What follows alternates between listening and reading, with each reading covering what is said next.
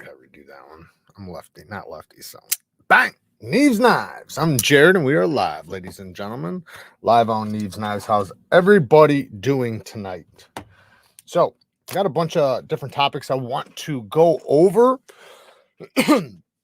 including going on to Instagram and checking out Ed Durbin's Instagram, checking out some of his knife photography. How about that Medford, Talica says? The Medford's doing great. It's in the box right now. We're going to pull it out here in a minute. What a damn beast. Yeah, man, it's incredible what those guys do over there. I know they're not like contoured titanium and stuff like that, but they got they're working magic over there. Like, just the way this one came out is so good. Like, just from the action to everything, you would think it was on bearings. But not even just that. Just it's an absolute beast, and I love that we have knives like that. Have you gotten your Benchmade bail yet? No, I haven't even. I seen one the other day that I almost got in on, but this was the problem. It was a 3V version, and then I went and looked up the HRC, and it was like 57 HRC or some shit. I was like, oh, fuck that. So I might not wind up getting one. I mean, I want to get one, but right now money's super tight. We got to pay quarterly taxes, and taxes are just absolutely raping us. It's insane. So yeah, I got rid of the beard. It'll come back though. It always does. It just felt like it. Grow that beard. You're too fucking ugly. No, I'm gonna. I don't know why. I just felt like it. The assembly video on this Medford. It's not my Medford. I can't disassemble this one. You're talking about the other one. I don't have the thing for the proprietary pivot. That's my problem, and I don't want to scratch. They red Loctited it. The old Medfords. I don't know if they still do this now. Like, my other Medfords use regular hardware, but that one uses proprietary. So I do have bits that kind of fit, but they also kind of don't. And the problem is I can't get the pivot out without getting one that will actually fit without scratching the shit out of it or breaking my bit because of the red lock. I mean, I know how to get off red Loctite, but I need a bit that fits it. Thank you, Jared. I appreciate that. Awesome name, by the way. Awesome name. So, check this out. I got these Carnivore snacks. These things are absolutely delicious. They are stupid priced, but it's all USA made, all like sourced meat from the USA, and in an ethical way, and blah blah blah blah blah. But it's only 2 ingredients: meat and salt. So there is a lot of salt on it, but if you're on, I'm not on a carnivore diet, but if you are on a carnivore diet, you have to introduce salt into your diet, for electrolytes and everything. But it's really good. It's a good source of fat and protein, and it just melts in your mouth. It's crazy how it almost like disintegrates in your mouth. It's delicious. But yeah, I'm checking them out for the first time. Like I said, only 2 ingredients, which is cool. Lots of protein.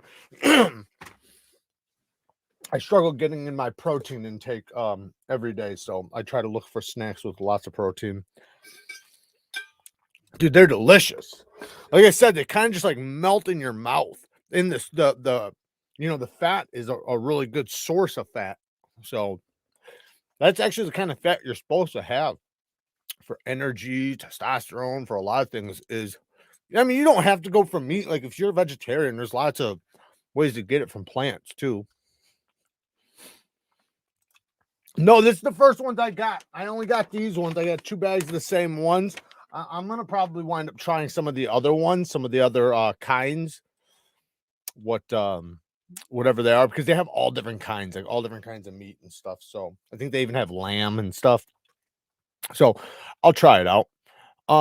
Hey brother, I haven't seen a bunch of your vids lately because YouTube hasn't been recommending them, and I'm sorry. Well, it sucks. I'm sorry to hear that. Yeah, I've noticed like my views are like normal, right? They're normal. They're not bad. They're normal. So that's a blessing, YouTube comes in waves. But I've noticed with things that I would think would do a lot better have not. And you know, sometimes that happens though, where YouTube just kind of, hides you a little bit. But it comes back around, it's just it's like I said, it's like a wave, where it goes up and down, up and down, up and down. But I appreciate you're here. Hey brother, did you put an aftermarket clip on your Hogue deck? I did not. I got it's right here. I got the regular clip on there. I love the regular clip though. So I like their clip. Before we go any further, let's check out this Instagram really quick. So this is Ed Durbin's Instagram. Taking photos of knives. I want you guys to see how he stores his knives. Look at that. It's in, well, this Tucson. I really want to check this damn Tucson out. Or I think it's 6-leaf, but that's Tucson. Jelly Jerry design. Looks pretty cool. Very cool. I should have turned on the audio. But hold on a second. I want to show you guys. Where is it? Is it right here? But you can see it in the background. I'll find it. It's right here somewhere.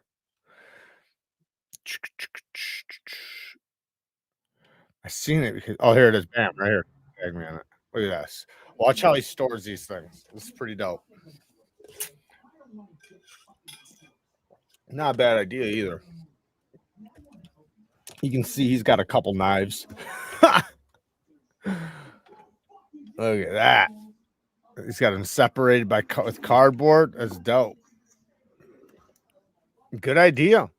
I got a bin that's kind of like this, but it's not this good.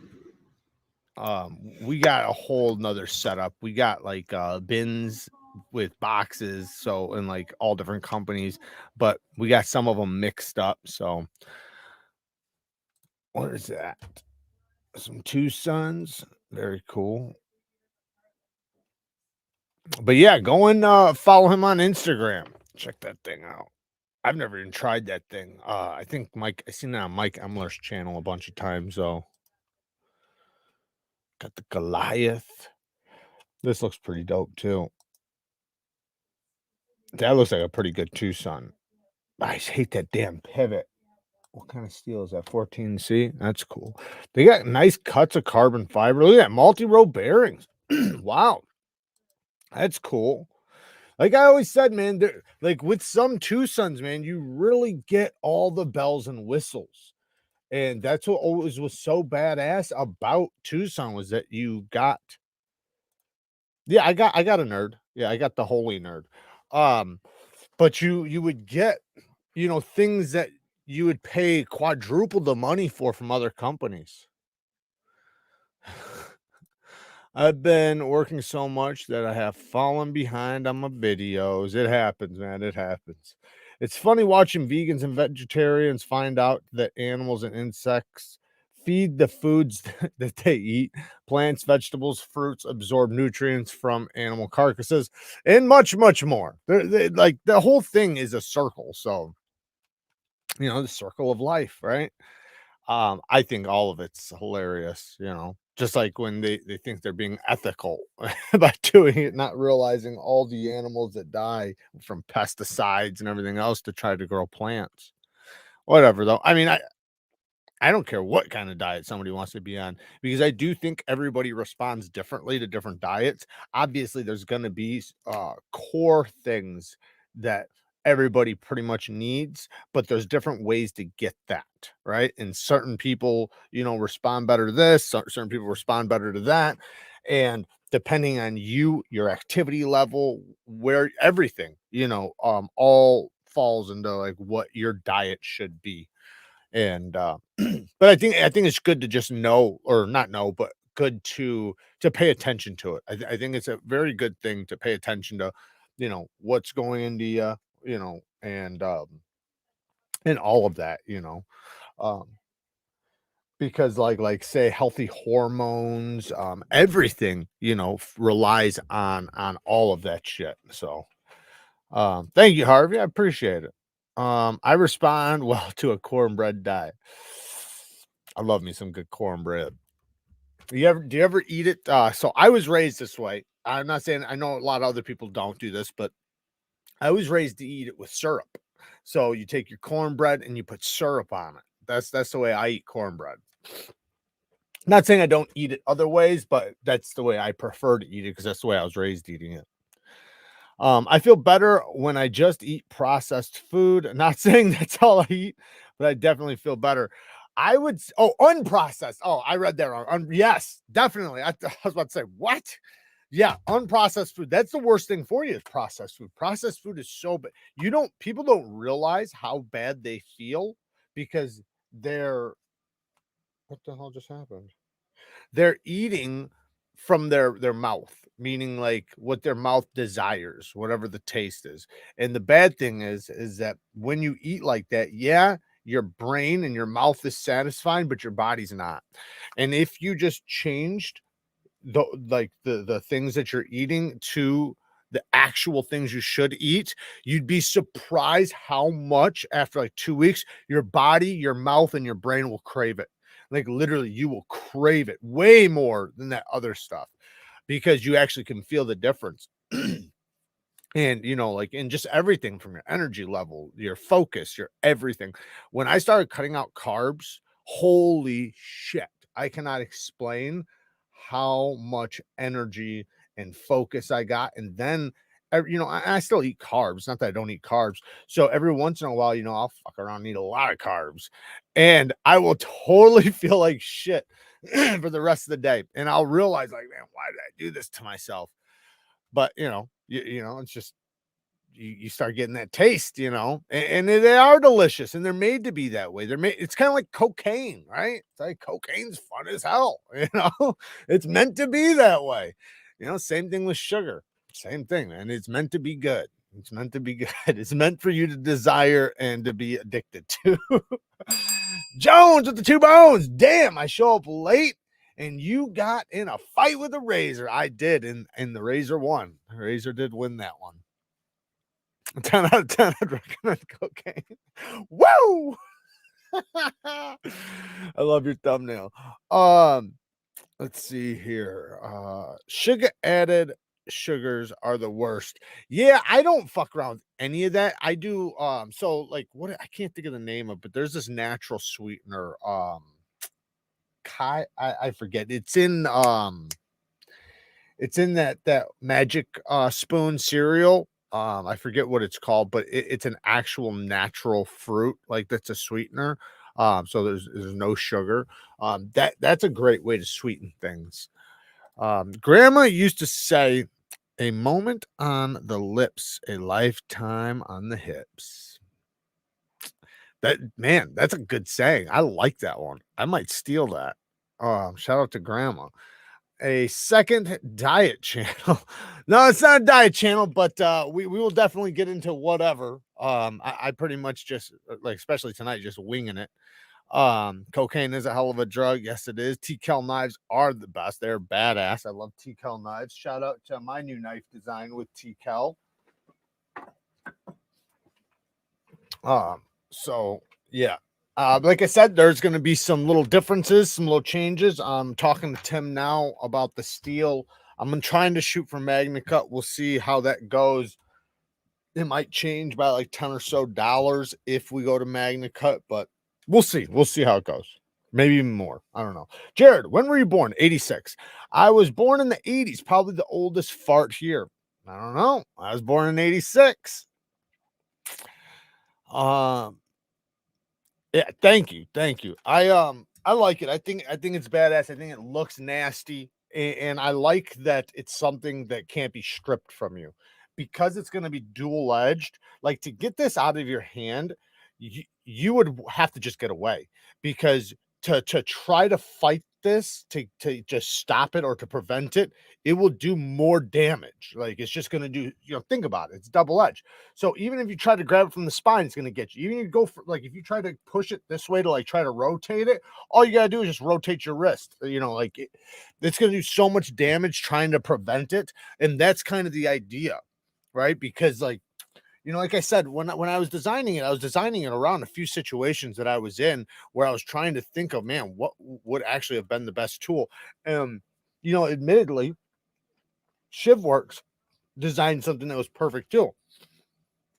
And and I respected it. And I thought, like, man, because he designed that around things that he's been into. So I thought it was a good idea to just do the same. Where's the young knife crew? 04 here. Yeah, you're a youngin'. I was graduating then. That was my graduating year. It was 04. I didn't graduate, but I went and got my GED though. 1976. Oh, he said, hold my beer. Hold my beer. 2 years older than dirt. Oh shit. So it's like a double-edged clinch. Kind of. Like I said, I'm gonna thicken up the handle a little bit so it's less likely to rotate on you. And the one cool thing is how is some of his sheaths, like he sets it up where you can pretty much carry it any way that you're comfortable with. And I like that because everybody's situation is going to be different. I'm more towards, especially for this knife design, the front of the belt, but like if you're carrying a pistol there, then you might carry it next to it, or you might switch, so just depending on you and how you're carrying it, will just, it'll depend. But I like that if you are right-handed, right, and you pull it out that way, but let's say this arm's compromised, right? Well, then you can grab it with the lefty and pull it out this way. You will have it in the reverse grip, but you can still claw downward. So it's still going to be like super effective. Like, even if you have to claw downward, backwards, or punch. So it's going to be super effective either way. Just stopping in to say hi. Hope you have a wonderful stream. Thank you, Tanner. I appreciate you swinging in. Don't forget to hit the like button. I was born January 1990. Can't wait for the TKELL knife. I know, man. I can't wait either, man. I'm super stoked about it.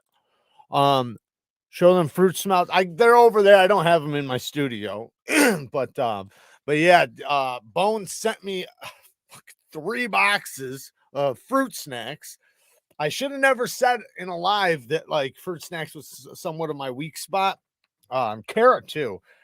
Kara might be worse than I am.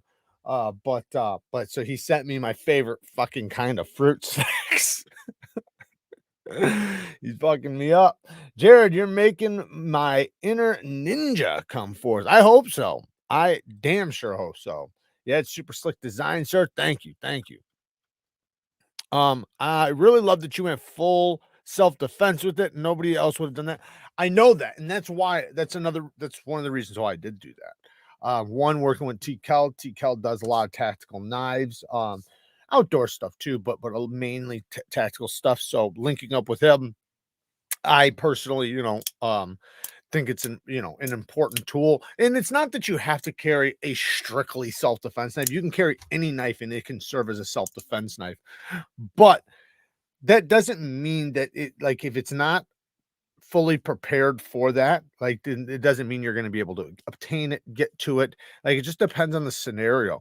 And I really like the thought of it being very difficult to stop you from getting it, because any situation, most likely when you're going to pull it, you're going to be struggling.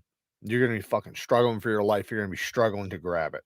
So being able to grab it even under the worst circumstances is super important. And then to be able to do the most amount of damage with the littlest effort, because you could already be beat up. You could already be fucked up, right? And you don't know what type of position you're going to be in. So you want to be able to get to it and them have little chance of preventing you from getting it. And then once you got it out, they can't get it from you. They can't stop you from using it. And when you use it, it's going to do the most amount of damage as fast as possible to help you get out of the situation. And, for other things too, like I thought about this too, because I always, I grew up in an area where there was a lot of dog fighting, right? So there was a lot of dogs like that would just run loose out of nowhere, and when they get loose, those types of dogs, some of them, like so it's kind of weird because like real professional dog fighting dogs are not usually aggressive to humans, to be honest. But there's so many that are abused and so many that are, and I'm not saying that's not abuse because it is abuse, but I'm just saying there's so many that are trained in an unprofessional way, and they're trained to be so aggressive that when they get loose, they attack whatever, humans, doesn't matter, and children.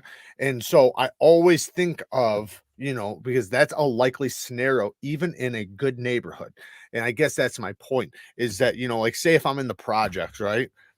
I know where I'm at, right? I know I should be watching my ass. I should be watching my back.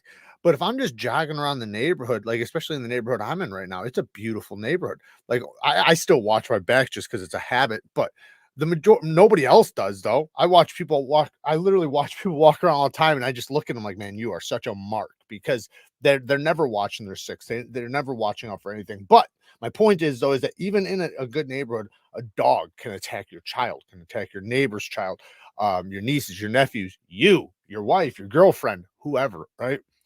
And would it be effective in that type of situation, right? And I know it would be. So that's something that was important too, just like the only thing that I don't think that it would be effective with that, and I don't like it, and I kind of thought about straightening out the handle for this reason, is if you had to cut a strap backwards, it's not going to be the easiest, because of just the way the grip is, but you could totally do it forward. So, you could still do it, but you just have to do it forward. I rock a baby banter when I go running. I barely notice I have it. Wait, yours looks like it would also be like that. No, I carry anything. So I'll be honest. I try to carry. Yeah, this would have no problem. You'd have no problem carrying this jogging. No problem. It's small, it's compact, it's going to be thinner, so it'll be lighter. But I personally carry like just about anything.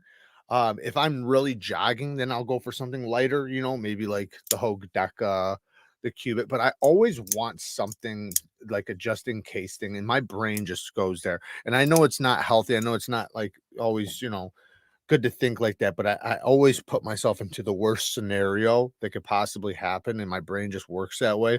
So sometimes I'll go to walk out of the house with a certain knife, and then for some reason I'll walk back and switch it out just because I feel like it couldn't handle, like I said, like say if a dog attacked, somebody, and I had to stick them.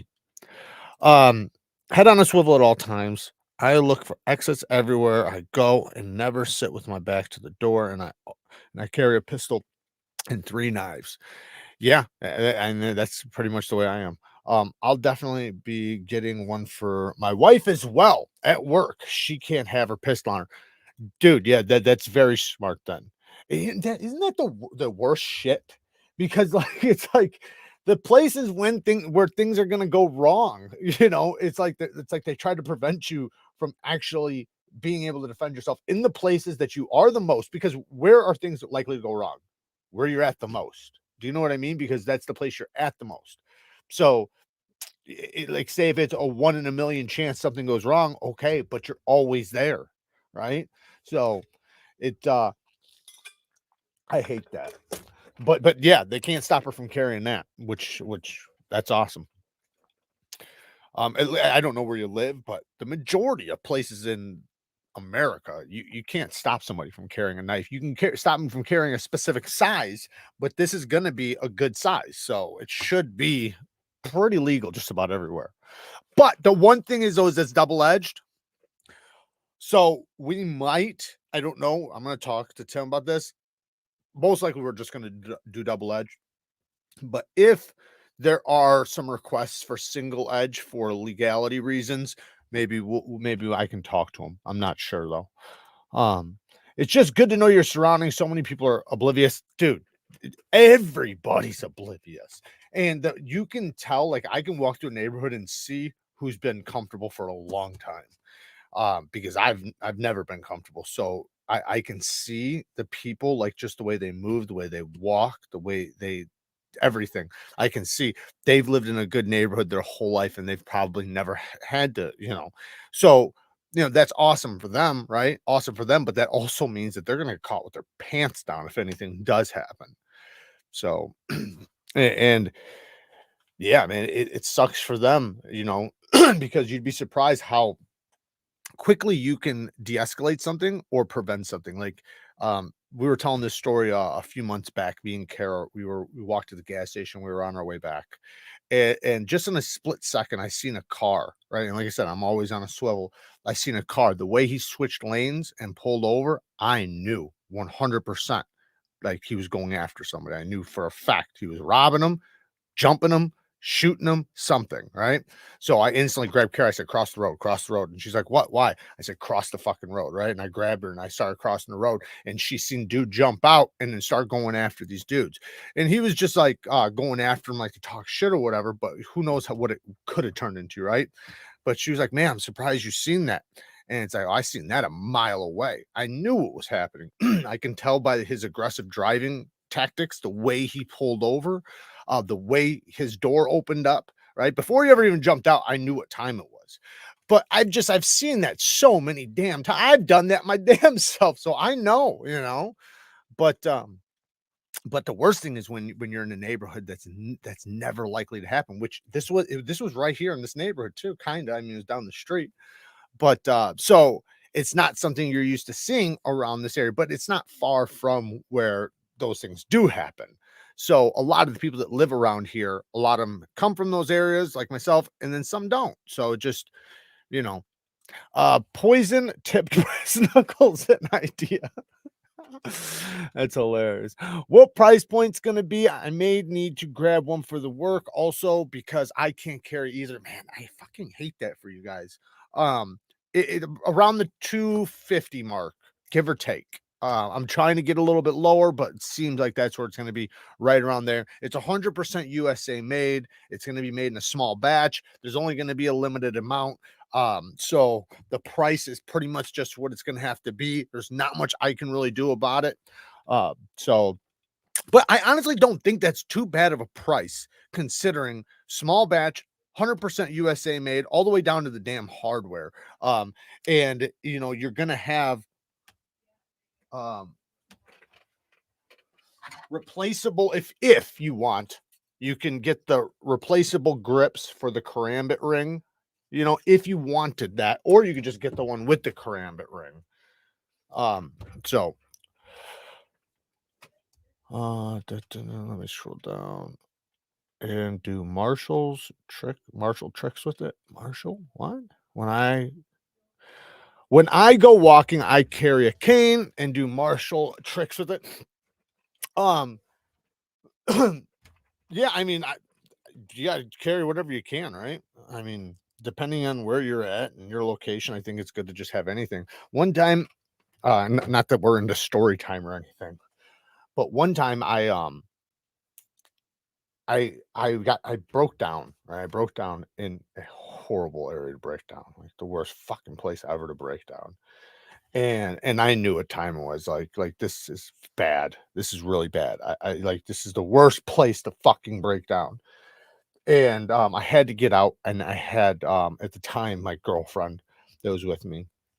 And I think there was one other person. So I'm responsible for those people, right? I have to get under the hood, right? So I have to get out.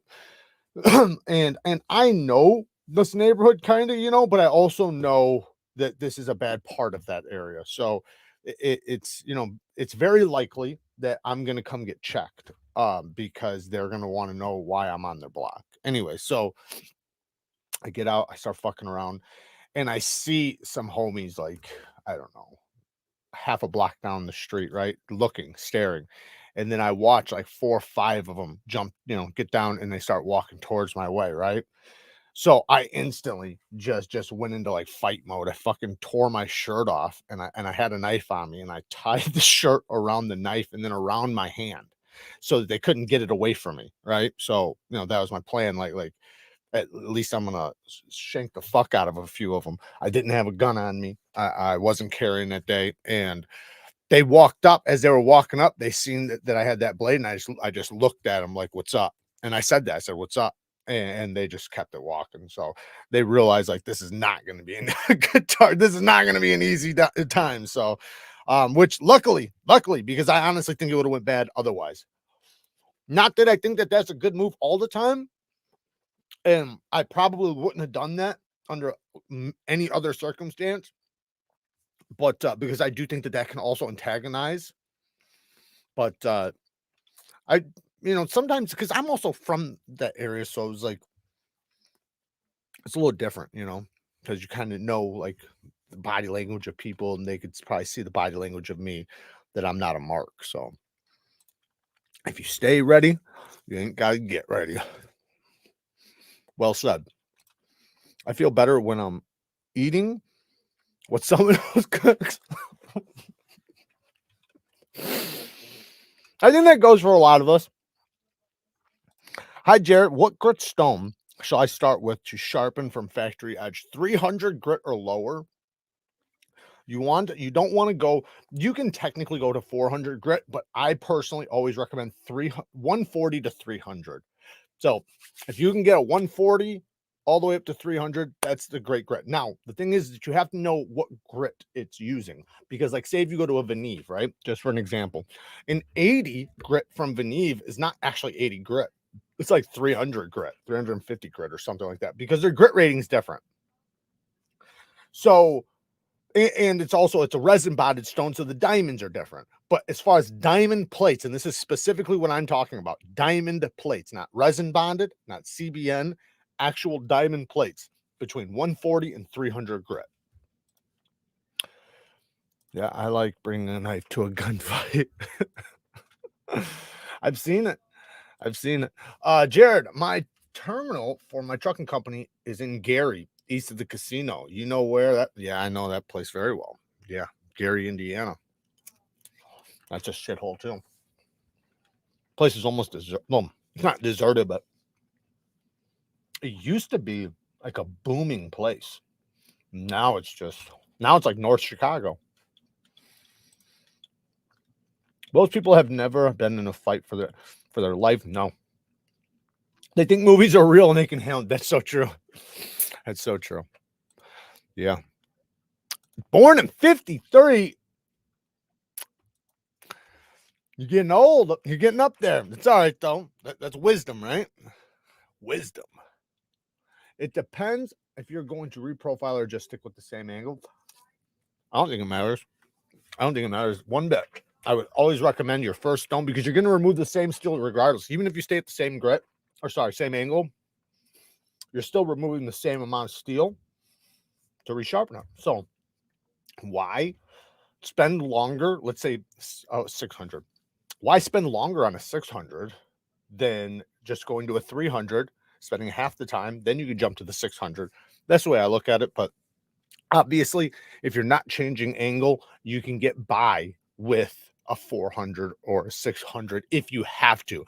But it's going to take you double the time that it would if you had 150 or 300. And you realize after, sharpening a lot of knives, that time is everything, because sometimes you'll be on a stone, or on a knife for an hour and a half, and you'll be like, damn, like this is taking me so long. But when things go well, they go nice, smooth, and quick.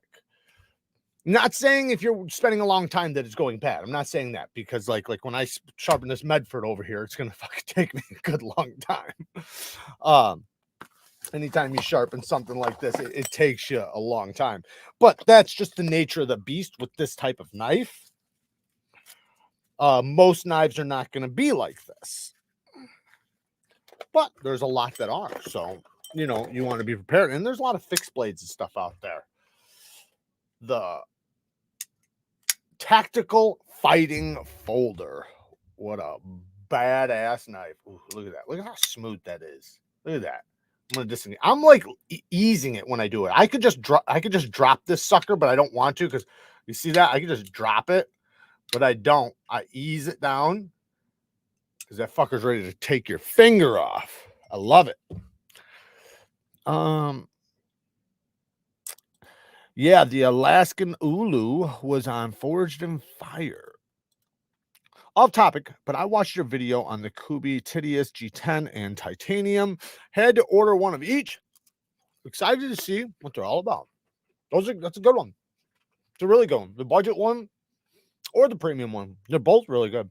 I told them when they first came out with that one, I said, you guys got to make a premium version of this. And that was like right when the original one came out, the G10 one, like within a week, I contacted them and told them that. And they must have put it into work because the next year they dropped it. I use a DMT XXC stone for reprofiling. Then I moved to my Neevesknives stones. Think it's about 80 to 100 grip. Definitely saves on time. Yep. Yes, it will. 80 to 100 grip. It's probably higher than that. That's just probably what it says for because the Neevesknives, like I said, like 80 to 100 is more like a 300. But that's because inside of a resin bonded stone, the diamonds they're only so big. They're just more. So with a diamond plate, there's just a lot more diamond. So it's going to cut faster. That's why diamond plates cut the fastest out of anything. You're not going to find anything else. Now, don't get me wrong. There are some aluminum oxide stones that cut like beasts. Like they're just hyper aggressive. But for the most part, diamonds are the fastest way to sharpen and the easiest. You ever review a steel with Gecko 1500? I don't think so. I can't think of it. Yeah, you do.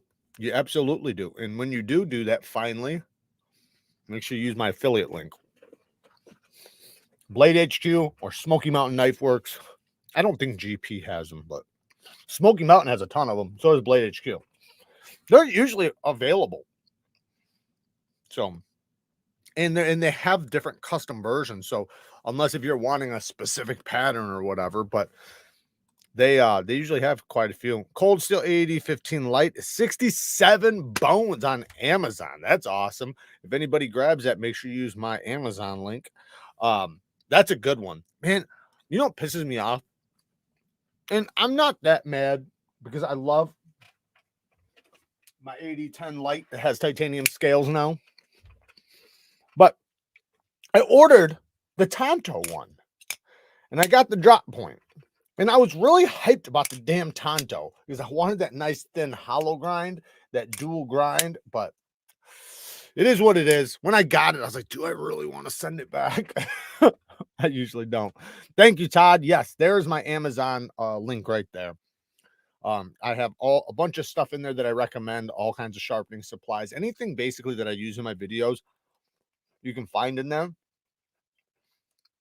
Sorry, I'm eating, guys. I feel like a dickhead now. But you could also order anything off of Amazon on there. You just got to go to the search thing. Another thing, Gritomatic. I have the link to Gritomatic down in the description, which is where you can find stroppy stuff. And they have really good fixed angle sharpening systems for $200. And I'm talking about really good ones. Like the only other competition you are going to find for $200, and I mean literally $200, is the KME. The one benefit with the KME is that it comes with the stones, but the system is nowhere near as good as the one you can get from HAPSTONE. That's a Gritomatic. HAPSTONE. That's what I meant to say. HAPSTONE knife sharpening. So I have HAPSTONEs down in the description. The systems are built very well. And you can get the stones, but you got to get them separately. That's the only thing. But they use 1x6 stones, not 1x4 like KME. So you either deal with a KME for $200 with the 1x4s, or for $200 you get 1x6. It's a really good system for the money. Zeroster, hey man, been a member for a whole damn year. Thank you, man. Thank you. Bring the. I'm gonna. It was just, freak occurrence. Everyone seems out of gunny juice. What other emulsions do you recommend? The ones I was just saying. In the HAPSTONE, let me just show you. How about that? So it's linked down in the description.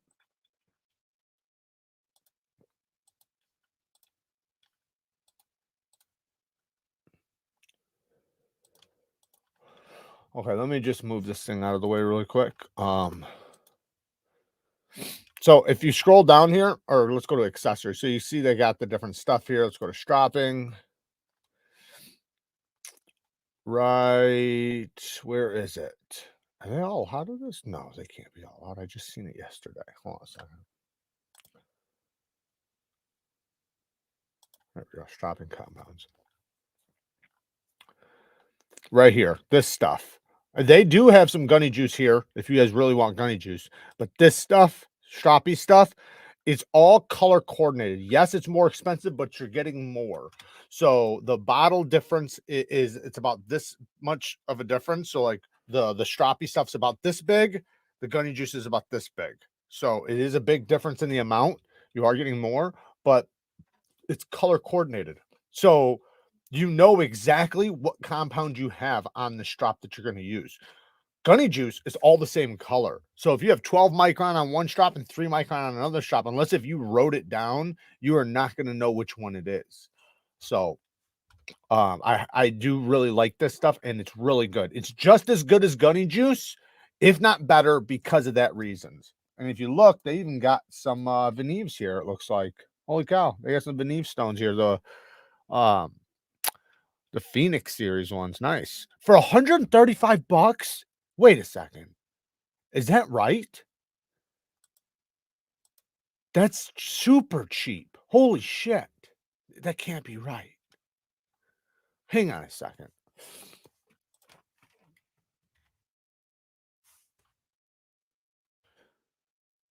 One second, guys. I have to look this up really quick.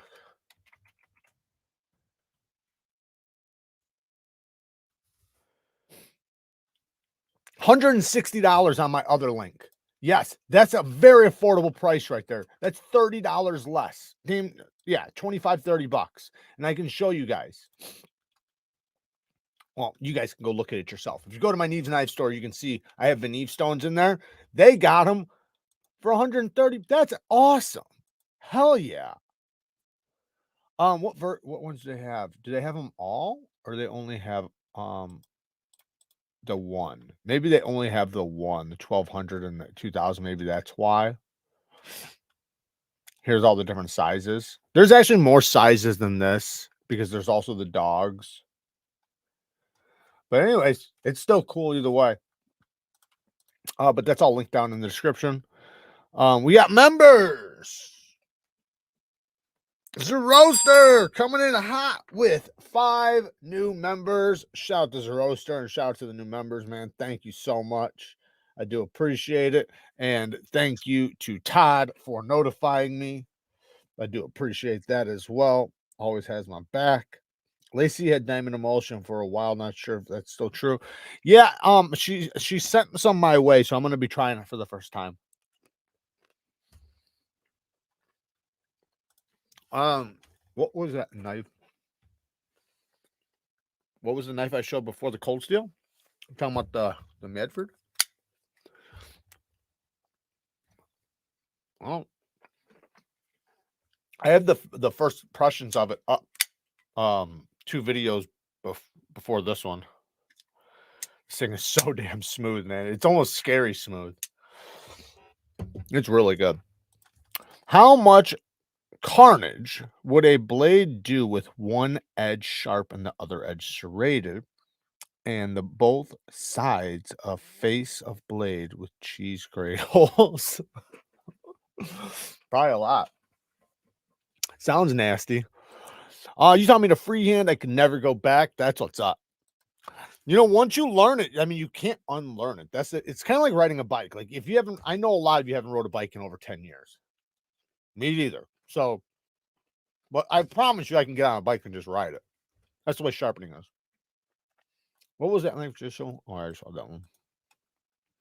That's my last piece, guys. I'm sorry. I keep munching. What would you recommend for a small EDC Scout Carry fixed blade? Oh, I put it away. Damn it. TKELL. So if you want it, so do you want it for EDC or self-defense or both? Because if you want it for EDC self-defense, like a little bit of both, check out, you know what? I have them linked down in the description, but I'll just show you really quick. Just go down into my description and look for TKELL knives. But here, check these out. These are 100%. If this is out of your price range, I can give you a different list. But if you're into USA made stuff, right here, these guys, I personally like the Night Stalker. You can get with or without the karambit ring, so you can just get it without the karambit ring if that's what you want. It's really good, 100% USA made. It's nice and robust. Now, if you're not wanting something robust, you're wanting something thin and slicey, that's different. The other one I like is the MR2 right here. It's more of a Pakal style, but it just depends on what your purpose is and what you're wanting it for. But otherwise, another one that I really like, if you want something affordable, go with the sea snake, the Mike Emler sea snake, or the artisan sea snake. Sorry, the artisan sea snake. That's a great little small EDC fixed blade. But you will have to, okay, so here's another thing. You want scout carry, so you're gonna need a tech lock, you know, that kind of thing. So you might want to just buy a tech lock and then you can flip it and switch it to any fixed blade you get. But that's what I'd recommend. Another one that's really cool is like the Elementum fixed blade. That's a really good one too. Nice and affordable, and it already comes with the tech lock. Plus I like the Sharpie Stuff channel. Kudos and thanks. No problem, man. No problem.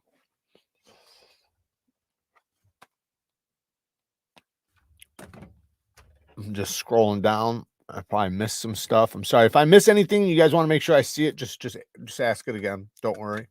What angle to sharpen VOSTEED Mini Shade and CJRB Malaya? The little Malaya or the more Malaya? The little Malaya. I mean, I would say with the little nightshade, you can go 17 degrees per side on it, no problem. Same thing with the Malaya. But if they're small knives, so you don't need toughness. Otherwise I would say 20, but just go 17. 17 degrees per side will be good on both of those. Because you're not looking for toughness for either one of those. It just doesn't make sense. You're going to want cutting performance, edge retention, and sharpness. I didn't see it. Let me take a look at it. I did not see that. The CRKT Redemption.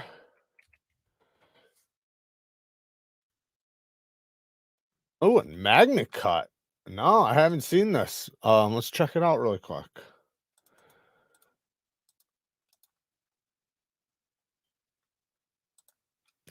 That's interesting. Huh. So it's a crossbar lock, but no thumb stud. So I'm guessing you pull it down and you swing it out. So it's probably somewhat of a gravity knife. They're using magnet cut. Hopefully not a soft HRC. I wonder what HRC they're doing. Somebody should contact them and ask them. I'm guessing you swing it out though. That's the way it looks. But no, I love the blade shape. I think it looks cool. I think it looks damn good. Is it USA made? Yep, USA made. I like it. I like it. I'm wondering about the magnet cut, and I just hope it's built well. 17 degrees is his go-to. 17 degrees is everybody's go-to because that is the most universal edge. If you ever are like in doubt, 17 degrees is usually what you want to go with. But 17 degrees, the reason why is because that is the best edge for most EDC knives. Not tough knives, not fixed blades, but EDC knives. And the reason why is because at 20 degrees, let me move this. At 20 degrees, or sorry, let's go to 25. 25 degrees, you have high toughness, low cutting performance.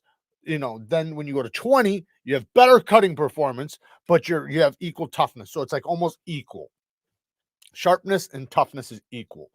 When you go to 17, your sharpness and cutting performance goes up and your toughness goes down. But that's what you want. You're not looking for toughness with most folding pocket knives. Now, depending on the thickness behind the edge, you'll still hold a lot of toughness with 17. 17 is still tough. So if you look, it's not like it's like this, right? It's like this. So it's still nice and tough, but it has better cutting performance than it would be right here. Now, 15 would be like this, where you've lost a lot of toughness now, but you have a lot of cutting performance, a lot of edge retention, a lot of sharpness, but no impact. 17, you can deal with a little bit of impact, light impact. 20, you can deal with impact and cutting. Expected drop date on your new design, no idea yet. It's still early, so hopefully in the next like 3 to 6 months, hopefully I hope like the next 3 months, but I will get you guys, because it might be earlier or later, I don't know. Let me talk to Tim. We're working out some details right now, and then it's gonna get put into works. So I believe it was a Ken onion knife, and it's made by Hogue. Okay, very well. Then Hogue's doing it 63 to 64, as long as they're doing the same heat treat protocol. Jared, that's awesome though. Very cool. Jared, I seen your new knife. That's better than Kershaw. Damn it. Jared, I seen your new knife design. Pretty badass. Hope I can get my hands on one. Just wondering. But do you have plans to design a folder? Yes, I have one in the works right now, and I'm also designing more right now. I'm contacting companies to see which ones want to work with me. I know there's a few already that are already willing to work with me. So I'm going to get up some drawings and I'm going to get them out. I want to get some CAD work done. I don't do CAD. So, I got to do everything on pen and paper, but it'd be nice if I could get somebody to help me and do CAD work where they can put it, on paper with exact measurements and everything. But if I have to, I'll just have to draw it up with a pencil. Antimatter has been a member for 18 months. Talk about support, man. Thank you, Antimatter. Hey, Jared, wish you the best on your knife design. You can count me in. Dude, that's so awesome, man. I love that, because it is going to be limited. And this is a huge thing for me, guys. This is my first knife design. So how well this thing does is going to obviously, right? If it didn't do well, it would kill me, right? Like, I'd literally just die. But if it does well, man, I'm gonna be on top of the world. I'm gonna love it, and it's gonna inspire me to do a lot more for sure. And like I said, I already have a bunch of folding knife designs in the works. I've had one in the works for a long time. I don't know what's going on with it. I need to look into it. It probably some got delayed. That's the way sometimes that shit goes, especially when you're waiting for prototypes and everything. But it's badass though. I'll say that. But the thing is this was a design I did last year. I have a lot of different designs that I want to do, all different kinds, So hopefully I can make them happen. My Harsey 3.25 is off to get a hollow grind from BGM. Good shit, man. That's what you want. You trust, dude. You are not going to regret it. You will be so much happier with that knife. Like, hands down, I think it just requires it, to be honest. Especially with the big one. Now with the 3.25, it's a little bit thinner, but the big one is thick. Like, it's almost too thick. Like, granted, I understand it's a hard use tactical knife, but even with the hollow grind, it's tough. So it just doesn't make sense, why it's so thick. But once you throw that hollow grind on there, woo, you want to carry it like a lot because it cuts so much better. And they do a good job with their heat treatment. I'm going to buy one. It's my cup of tea for sure. Hell yeah. That's what I'm talking about, man. I love it. 3V. No, I'm thinking about Magna Cut, but we'll see. Hey, what's up? Hope all is well, man. Thank you, Diabetic Chad. I do appreciate it. Hope all is well with you. If only Daniel Cad did Cad. I know, right? Why has he got that name? The Felon is gonna sell out. It's a badass knife. I appreciate that, Fiend. I hope it does. I hope it does, because there's also gonna be, because TKELL's got a list of like officers and military personnel that want to get some too. So with me and him both on it, I'm pretty sure it's gonna sell out. I forget how many. It's between like 150 and 300 pieces or something like that. Jared, you could sell at least 10,000 knives easily with just the number of supporters you have in the community, especially with that sub 250 price. I agree, but I think that would have to be a folder. I don't think I could do that with a tactical fixed blade without. I know I could, but it would take a long time. It would take me probably 6 months to do that many for hyping it up, making video after video after video. And I just think that like this is specific, right? But like a folding knife, everybody loves folding knives, and I really love, like, that's my heart and soul. I love designing like a folding knife. Obviously I love, you know, the tactical self-defense knives too, but a folding knife is just, it's good for everybody, right? Because it's a work knife, it can be a self-defense knife, it could also be just a, you know, a lightweight, like there's so many ways you can do a folding knife, and I love that. Same thing with fixed blades too, I get it. But that's where like my real expertise comes in, you know what I mean? Because that's where, you know, I really get to go balls deep into, you know, the way the choil is, the way the stop pin is, the way the texture is, you know, all the little details that I really love. Did you send Metal Complex one for review? No, I don't have any. I only have, this is the only prototype right now. We got second prototypes coming soon, and those will be with the changes. So what's the best way to even out your bevels when one is wider / bigger than the other on the fixed angle? Try to match the wider angle. No, don't do that. So go to the smaller side and spend more time on it. So when you have an angle where it's one's smaller and one's bigger, right? Work on this side longer, and what it'll do is it'll cut this side down at the same time until it evens out. So by working on the smaller side, right, it's going to take steel from the big side, right, and it'll even it out. It just might take a little time. So don't worry about the big side. And then what you do is when it comes time, right, get the burr, because you're going to have a big burr, right? So what you do is every time you get a burr, flip it, knock the burr off, flip it back, work on the smaller side, flip it over, knock that burr off, flip it back. But you don't spend a bunch of time on the other side because you don't want to create that big bevel again. But what you want to do is you want to keep minimizing the burr. So now by the time you get to it, and now it's even, but you have your last burr. The burr's not a big old chunky burr. It's a small burr, and it'll be easy to remove, and you can just leave it right there. Jared, Leonardo da Vinci did not have a CAD to create beautiful objects. I know. And I listen, I got some drawings, and we got one of those iPad pen things. So we can draw some stuff up, but it's just nice when you can hand over CAD work to a company where, so then there's no question whether or not they can make sure it's perfect, exactly what you want. When it's on paper, there's always things that are subject to change, you know, when it's not like a 3D, you know, imagery. But you know, hey, we'll see how it goes, because I've had companies reach out and say, you know, that it's fine, whatever, you know, if I can draw it on a piece of paper, and they'll make it happen. Thoughts on the Sandmite ZDP 189? Got a mini grail on the way in the form of a Monterey Bay Knives full size old guard warranty and ZDP. ZDP is awesome, especially when it's done between 65 and 67 HRC. It's a beast of a steel. When you get it up to like 67, it feels like glass on the stone. It literally feels like glass. Same thing with like Maxace and a lot of other steels, you know, that are Rex 120, all those other steels that are like super high HRCs. When you get up to that high HRC, when you get on the stone, it literally feels like you're skating.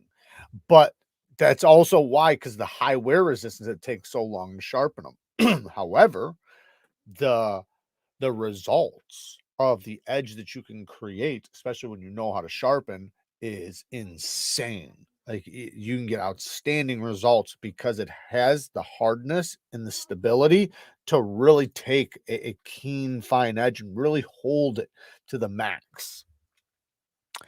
The Felon is a super good looking knife. Looking forward to getting one. How long did it take to design it? Well, I've had it in the works now for like 3-4 months, something like that.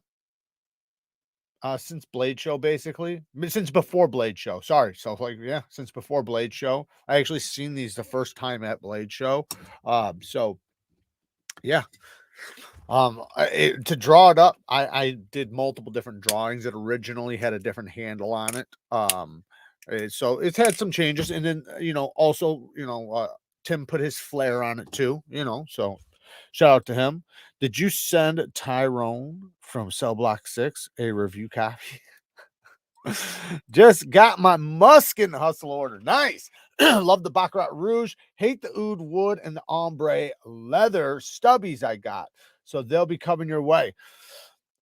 You don't like the Ombre Leather stubby? Oh my goodness. I didn't try the Oud Wood one. I didn't like my Oud Wood either. So I feel you on that one. But I'm surprised you don't like the Ombre Leather, especially from that. My Ombre Leather smells very similar to my Baccarat Rouge 540. So I'm surprised you don't like it. Like, it doesn't smell like the Baccarat Rouge 540 to you. I wonder if my bottle got mixed up. Anyways, so what I've been doing is I mix my Polo Black, which I don't think it's the same thing like the Polo Spray Black, because so you might not know, but some of the fragrances that they do, like since they are a concentrated version, it doesn't smell just like the fragrance. It's their version of it. So there are some like clones, and then there's like companies that do their version of it. They're doing their version of it. So like even like the ombre leather, the spray, 100% different than the whatever they're called, the nitro pens or whatever. And for any of you guys that don't know what we're talking about fragrances. You can get these little nitro pen rollers. They're very high concentrated, super dense, and it makes it to where you can just put like a little circle on yourself, dab it, dab it over here, and you'll smell really good. And you know what? Might as well just do fragrance of the day while we're sitting here talking. So it's getting close to winter, right? Getting close to winter. So we got to start busting out the winter fragrances, or at least the cold weather, the semi-cold. So these wouldn't be specifically winter, but I would say, let's just talk about them. So the one is the one I'm actually wearing right now. This is a sweet fragrance, and it is called Armani Stronger With You Intensely. Armani Stronger With You Intensely. And this is a beautiful, sweet gourmand fragrance. This is a fragrance you got to be careful with, though, because if you're in the vicinity of a bunch of whores, they're not going to let you go. It's sweet, it's heavy, it's gourmand. It almost smells edible. It's very powerful. You can see the breakdown notes. Definitely got vanilla in there. The hint of cinnamon is not like pungent cinnamon, which I'm happy with because I don't like pungent cinnamon, but it's a perfect balance of sweetness. And it's got that warm spiciness in there, but not spicy. I don't like super spicy. This is a perfect balance gourmand. You can see how much I got, I've used. Super, super good. But this is one, like I said, you gotta be careful with, because the girls will be all over you with this one. This is one that, like, it's like that. It's one that everybody, when somebody passes you, they're instantly going to have to look, because it's a head turning type of fragrance because it smells so damn good. But for the bottle, it is kind of expensive for the little bottle, but like I said, it's potent. So you don't need a lot. One spray here, maybe one or two sprays, one spray there, dab or do. That's all you got to do. You do not need much of this. And if you put it on your clothes, it's going to last like 24 hours if you put it on your clothes. It's super powerful. Now, for the masculine guys, the guys who say, I don't want sweet fragrances, I don't like the sweet fragrances, you should. But let's say you don't like the sweet fragrances, but you still want the whores all over you, and you want something super masculine. Sauvage EDP. Sauvage EDP is a super masculine, very fresh smelling scent with a lot of citruses, amber, and ambroxan. It's considered an ambroxan fragrance. So ambroxan is a note that's in the majority of very popular men's fragrances. It's super popular in men's fragrances. Versace Dylan Blue has it, Sauvage has it, lots of them have it that are super popular. And there's a reason why. And the reason why is because girls are very, very attracted to ambroxan. It's just, the studies show that girls go crazy over ambroxan. So they tend to put it into a lot of fragrances. Well, this one's a heavy ambroxan. So this one's thick with the ambroxan in a good way. And it is super powerful, super good, long lasting. Now there's multiple different versions of it. You got the EDT, the eau de toilette, you got the EDP, the eau de parfum, which this one is, and then the parfum. The parfum is going to be the most concentrated version. The EDT is going to be the least. My favorite right now is between the eau de parfum and the parfum. The EDT is a little bit more, I would say a little bit more citrus and a little bit less amber. A little bit less amber, a little bit less ambroxan, and more citrus. Still really good, but I recommend the EDP though. The EDP or the parfum. It's going to be the highest concentration. Anyways, let me show you guys. Take this down. The atomizer is a powered one or whatever it's called, where you don't have to pump it up or anything. It's got a magnetic top, nice strong magnetic top, so you can fidget with it. Man, that smells so damn good. But this is a super popular men's fragrance. This is the men's fragrance that when women go and they smell fragrances to get for their man, they wind up buying this in a lot of cases. And a lot of times when men go and look for fragrances, they wind up getting this. So if you don't know about fragrances, just know this is a super popular one. This is one that most men, every person that's in the fragrances has this. Because it is that good. But like I said, you would never think it was a female fragrance. It's heavy duty men's fragrance, in a good way. But that's also why it's so popular and why women love it so much, because it smells like a super masculine man that's fresh out of the shower. With the citrus, a little bit of spice, but the spice is mixed really nicely. It's beautiful. It's a beautiful fragrance. But like I said, if you want to go with something a little bit more for like the fall and stuff like that, I think the Stronger With You with the sweetness is where you want to go. This one you can do all year round. You can do this one in the summer, but you can also do it in the winter. It works great all year round. That is one of the beautiful things with Sauvage, with the EDT, EDP, or Parfum. They work good all terrain. It's an all terrain fragrance. All right, let's get back to knives. I got them linked down in the description if you want to order them. Buying at least one Felon when they drop. Love it. Just ordered a Spyderco Native 5 Magna Cut today. Can't find a solid HRC rating for the Magna Cut. Do you know what the Spyderco treats? 63 was the one I tested was 63 HRC. So I believe they're doing it 63 to 64. I did see with their fixed blades, it was 62 to 63. But that was with their fixed blade. So, but I'm pretty sure, it's going to be right there in the happy spot. Spyderco usually always does it in the happy spot. So you usually don't have to worry about Spyderco with that.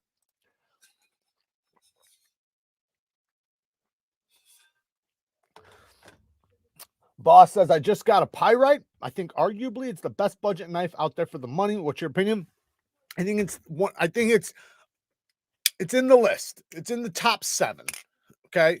I would say, honestly, I think the Echo beats it by a little bit. Now, the beautiful thing with the Pyrite is there's so many versions. So if you're looking for options, like, because you have thumb hole, you have sheep's foot, you got drop point, you got, like I said, thumb studs, thumb hole. There's lots of different versions. You got inlays, you got titanium, you got so many different versions.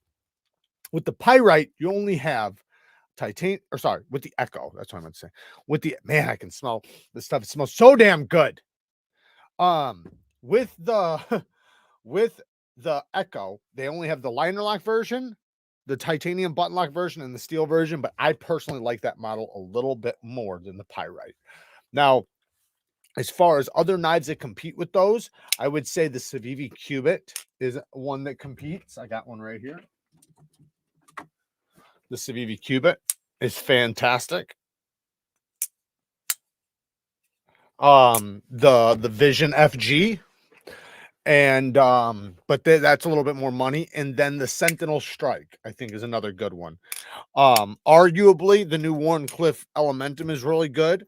Those ones would probably beat it by a little bit, maybe. I think that it might be a little more versatile though. Also, I really love the Elementum button lock, the regular one, this one, the gravity one. I love this shit. So I have the titanium one here somewhere too, but especially for like 60, 65 bucks. These things are amazing. I love them. But those are all really good. So what's your thoughts on Sativian knives? I bought my second one yesterday and I love it just as much as the first one. I bought the ball bearings and blade thickness are my best sales point for them. So I have a lot of them. I've done tons of videos on Sativian. I wouldn't say the blade thickness is a good point because they're usually pretty thick. I'm gonna say they're like super thick. But most of the ones I have are probably 120, 130 thousandths blade stock thickness, and they're probably about 20 thousandths behind the edge. This is like 70 thousandths blade stock thickness, and it's like 11 thousandths behind the edge, 9 thousandths behind the edge. So that's geometry. That's cutting geometry. So with Sativian, I wouldn't say that they're like hyper slicey or anything, but they're good quality knives for the money, between 20 and 30 bucks. The only thing that beats them, in my opinion, in the $20 to $30 mark, because they are the top of the line between $20 and $30. But Ganzo, I still think beats them. I do think Ganzo's right there. Is just a little bit better. They're a little bit more refined. They do a little bit more details that that the other ones don't. Now, I will say, if you didn't watch my Amazon video, this is an awesome purchase. $52. 52. Yeah, the Migron Moriaro. Yes, Lemmy. Yes, you're right. The Migron Moriaro. That's another really good one that has to go on that list. This is the OLITANS. I have it linked down in the description. Replaceable blade, titanium frame lock, redonkulous action. This is so fidgety. It's really good. Very ergonomic. The blade is 9CR18 MOV and is replaceable. And it comes in different blade shapes. So you got a drop point and a serrated blade that comes with it for $52. $52. And it comes with a bit to switch it. So you don't even have to have damn hardware or drivers. Stupid smooth. Good access to the lock bar. Like I said, perfect size, fantastic geometry. Look at the geometry. Nice and slicey. The edge came out really, really sharp. They did a damn good job. This could be possibly like some of the best $52 you could spend, considering you're getting 3 blades in 9CR, not just one, 3. One of them serrated. So you have a sheep's foot serrated blade, and then you have a drop point blade, plain edge, and then you have the sheep's foot plain edge. Fucking fire, man. And it comes with a badass case. This case is dope. The case alone is like $5. So, and this looks very easy to take off. You just unscrew this, pop that out, pop the new one in, tighten it up. Super duper easy. It has a steel lock bar insert. You know, I don't feel any play in the lock. Like the lock is solid. I can slightly feel the blade having a little tiny hint of movement, but maybe I could just tighten up the thumb stud. But it's not like shifting. Like it's just, you know, it's a replaceable blade. But I could totally tell right now I could bear down on this. And you can see like the way the lock, or sorry, it's held in there. It's gonna hold in there really good. Look at that smoothness, man. Look at that. Bang. That's a good one. I highly recommend this thing. If you are a worker, if you work in a factory, if you work in construction, if you're just looking to get somebody a knife that you know doesn't know how to sharpen, maybe you don't know how to sharpen, this is a damn good one to get. I know I'm thinking about buying a few of them for gift knives. Check out that video if you guys didn't see that, the Amazon video where because I purchased a bunch of knives from Amazon. To me, that's the best one. But there was you know, they're all pretty decent. Some better than others. Yeah, one was kind of shitty. I ordered one of those raccoon with the cleaver blade yesterday. The raccoon has a spear point. A raccoon with a cleaver blade. Maybe I'm wrong. Maybe I'm wrong about the one I don't know which one you're talking about. I'm a lefty. Any good recommendations for a lefty friendly budget knife? Yeah, something with a crossbar lock. You want budget knife? Yeah, right here. Civivi Cubit. Civivi Cubit's a button lock, so you just right here. I'm not left-handed. You see how I'm using it. You can just reverse. Sorry. You can just revert. Damn it. You can reverse the clip, and then it's a button lock. So I use my thumb. As a lefty, you use your pointer. Really good. Another one would probably be the Drop Bear, but it's a little up there in the price. What do the blades normally run? I've had a couple of pocket knives with the replaceable blades that were way too expensive. I don't know. I don't even know if they have, like, if you can actually buy like other blades. I just know they give you blades. But you can double check on their site, or I can just look right now. Let me see. See if I can find it real quick. Here it is. Okay, let's go to OLITANS. Okay, here, let's just look at their thing really quick. So I'll have you guys join me. So I'm going to go to their store in my Amazon link. So you got to just go to my Amazon link, and then, or I put it down in the description. Just go down in the description, and you can click on the OLITANS link, the T024. You can see 54 bucks. The one I have down there is $52. So I don't know why this one's 54. You can see I purchased it September. Anyways, so I'm looking for replaceable blades here. I thought this was their store. OLITANS. So I'm not seeing where to get the replaceable blades. They might not actually give you replaceable blades, or they might not give you an option to buy them, but let me look. Yeah, I'm not seeing that. Yeah, I don't know. I have no idea. But I will say this, for the money, you're getting what you pay for and then some. I would say you could just buy a whole new one. By the time you wear this blade, you can resharpen it, by the way. Let me just be clear. You don't have to replace the blade. You can just resharpen it. The only one you'll have to replace is the serrated one. Unless if you can sharpen serrations, which you probably could if with a Dremel. But yeah, I think it's good just the way it is without being able to buy new blades. What's your current favorite knife to cut tons of cardboard? Tons of cardboard? Probably this guy. Very ergonomic, nice and slicey, 15 thousandths behind the edge, nice deep hollow grind. Like I said, super ergonomic, nice long blade, 3.5-inch blade. That's one. I mean, I have a bunch that I really like. This Wii knife's really good too, but you know. Oh, my Manix XL. I love using it. I got a 15-degree edge bevel on both sides on my. Let me just grab it. My Manix XL ain't no joke. I got that 15-degree bevel on that bitch.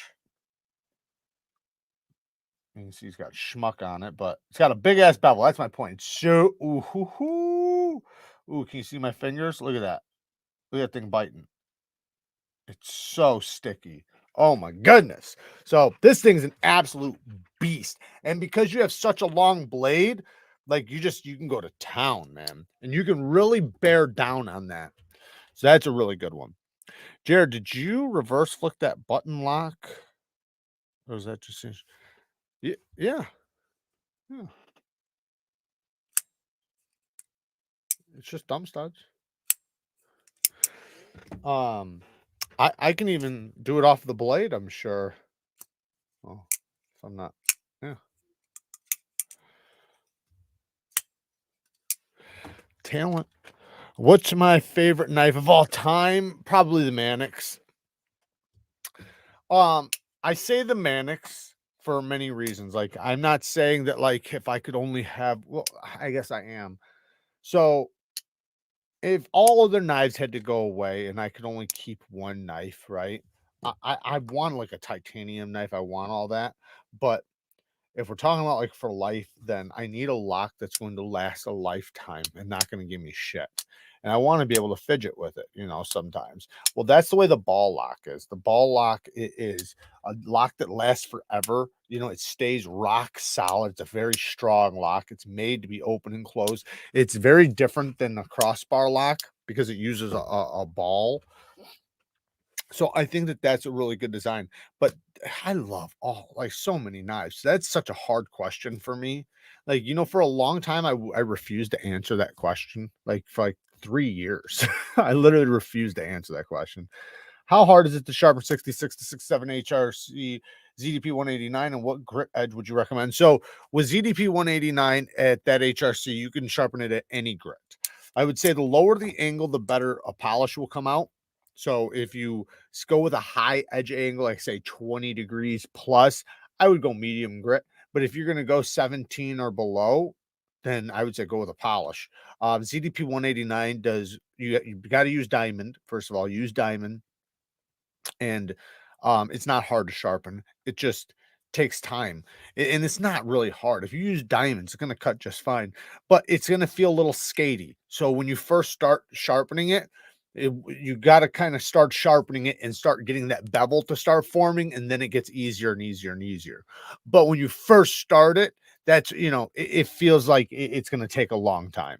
But, you know, if you just keep working at it, it'll be fine. It's not hard. It just takes a little bit more time. Have you tried the new brown? No, I have not. The mini FSD. I've only tried the big one. With no button lock, it seems like that would fix the issues you had with the original. I have not tried it. I would love to. I freaking love that knife. Like, it killed me inside that I had to say what I said about it, because before even getting it, I was in love with that knife. Before ever even getting it in hand, I was in love. And I thought it was going to be my grail. I really did. And getting it in hand, it was everything I wanted. And it killed me that I had to say the problem I was having with it, with people that don't know, was the button was failing on me. When I would have it in my hand, it was very hard for me not to touch the button when I was choked up. Like, obviously, I can avoid it if I really want to, but it was unlocking a little too easy for me when I was choked up. And I had to say it in the video because that's what happened, right? You know, I'm very honest with the videos. But I knew, like, I hated the thought, like, because it's such a good knife, like such a good knife. So when something like that happens, man, it just kills you inside. Because I didn't want to hurt the guy's sales or anything like that. It was such a gorgeous knife, and a lot of people didn't have problems with it. What's up, humans? Jared, do you want us to send a mini FSD with the other knives? Oh, that's up to you. You don't have to. I mean, I'd love to check it out. I mean, I'm happy to check it out. I didn't know you guys had one. That's awesome. I'm happy to check it out. Have you ever heard of skiff knives? They're Ukraine made and honestly really good. Impossible to find now. No, I have not, but I will tell you one I have heard of. What? Okay, she says I've heard of them. You're talking about skiff. You're talking about different skiff customs. Yeah, he's talking about something else. I think he's talking about something else. What the fuck was I doing? So, if you guys are interested in getting any Herman knives, definitely check out the Polish custom knives link down in the description. A phenomenal place with a large catalog of Herman customs. I mean, a large catalog. They have so many different designs. To be honest, I might have another one on the way. Beautiful hand setting on this one with the LMAX. Oh my goodness, these things are so gorgeous. And they're so good. Listen to that sound. Anyways, yeah, that's awesome. They got a lot of stuff on their site. I'm going to check out a bunch more stuff. I'm probably going to check out some of their outdoor stuff, some of their survival stuff too, because they have a lot of stuff on their site, and I want to support them as much as possible. Shepard with 214 with the 5 bones says, when you say need a lock that lasts a lifetime, do you mean that stuff like liner locks or frame locks are known to give you crap after many years? So no, what I mean is that, so for an example, you have so much life on a frame lock. This is how much life you have. From here to here is how much life you have. This is wearing the lock face. Every time you open and close it, it's wearing the lock face. The worst thing is when you're squeezing it. Every time you squeeze the life out of it, you're bearing down, you're pushing that lock bar over and it's chewing up the lock face geometry. Now, with some knives, that could take 20 years. Some knives, 1 year. Everybody's seen, or at least most people have seen a knife that's like 100% lockup and it's like a year old. The rat ones come at like 50% lockup from the factory. Granted, they last a long time, so I'm not saying like they don't last a long time because they do, but just depends. It depends on with liner locks. It's all about how fast is that liner going to wear out the lock face geometry. Eventually, it's going to. It's just a fact. It will not last forever. It absolutely will not last forever. It eventually will hit the wall. I have a few knives right now. My Kershaw Knockout, 100% lockup, 100% lockup. It's still solid. There's no play yet, but eventually it's going to get up and down play. I don't really open it and play with it, but I guarantee if I'd been using it for the past 6 months, it would have play by now. So at that point, it's failing. And I mean up and down play where it's starting to get scary. With a ball lock, it's kind of like a crossbar lock, except for it's a ball on a spring. So it's pushing the ball up constantly, putting pressure into there. So now, like, let's say the only thing that could happen is the spring could wear out, right? The spring could wear out, yes, but you can basically use a spring from a pen. You could fix that spring or figure out another spring. And you'd also buy them too, but I'm just saying, like, last ditch effort knife where you can't get replacements, you can't do anything like that. I'd rely on that. Otherwise, like honestly, I'd rely on a triad lock before anything. If I really, really had to do that, like where I wasn't going to be able to buy any parts or anything. TS Prof Cadet Nero, TS Prof Pioneer, which would you recommend for a first guided sharpening system? So I would say the Cadet Pro if you're going to go Cadet. But if it's between the Nero and the Pioneer, go with the Pioneer. Go with Pioneer. But if you got the money, the Cadet Pro is a little bit better, right? It's got the base and stuff like that, and then the KO3 is probably their best. But I'll tell you what, man, that Pioneer is dope. It's really, really good. I'm very, very happy with the Pioneer. Polish Custom Knives has amazing customer service. We sent one, where'd it go? One in for warranty repair, and they covered all the shipping costs plus repair of the knife. It was user damage by the previous owner. I'm telling you, man, they're awesome all the way around. They've been awesome. I've been in contact with them a little bit. Like I said, I got the affiliate link, which I'm really, really happy about. That's a huge thing when companies will support us with affiliate links. This channel really relies on affiliate links and relies on the support from you guys. Again, I always say this because I always feel like I have to say it because there's always an idiot in the comments that takes it as if you have affiliates and that means you're lying and scamming people, when that's the dumbest fucking thing ever. Like, it doesn't even make sense to me. Why? Because personally for me, it's like I wouldn't have to recommend something shitty. I would just recommend something different. Like, oh, don't buy this. It's a piece of shit. Buy this instead. I would just do that. But anyways, having affiliate links really benefits the channel, especially when you guys are using them. So thank you guys, and shout out to you guys for using them. Mulling over original GOAT titanium scales for my AD 20.5. Is the difference in thickness between too stocky and fat significant? The site has no photos. Could use some recommendations. OG titanium scales from AD 20. Is the difference in the thickness between too stocky and the fat? I don't know what you mean. You're saying because they have a thin 80/20.5 and a regular one? Is that what you're saying? I'm kind of confused on what you're asking, Joe. I've only got I got 2 sets of scales from them for the 20.5. Mine was the regular one, but I did have a reblade on mine. But the scales were, the same. I'm not sure what you're asking. If you're asking if there's a difference between the thin and the regular one, or just let me know, Joe, what you mean. Is the Blitz 360 a good deal for 270? No. It used to be. It used to be. It really was. It was good at the time. It's not no more. Now you might as well get the Hapstones. $200. You're getting basically what you're getting for 270 for $200 from Hapstone. So I'd go Hapstone or go with the Pioneer. The Pioneer, if you're going with TS Prof, go Pioneer. If you don't want to spend that much, you can go even with the Work Sharp professional system. That one's really good for $250. But no, I would say the Pioneer smoked the Blitz out of the water.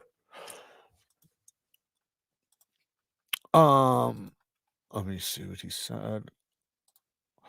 They have stock thickness and extra fat thick scales.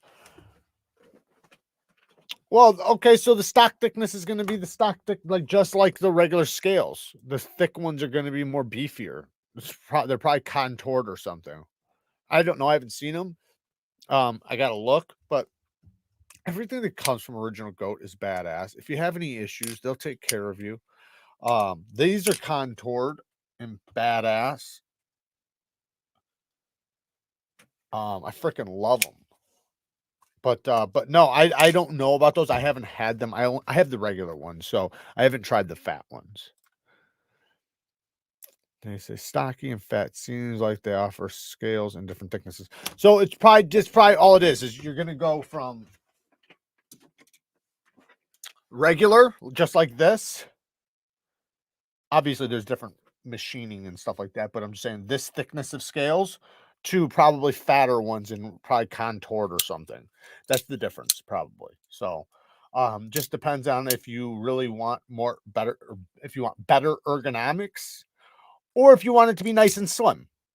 So if you want nice and slim, get the regular ones. If you want it to be a little bit more palm filling, they get the thicker ones. That's what I would do.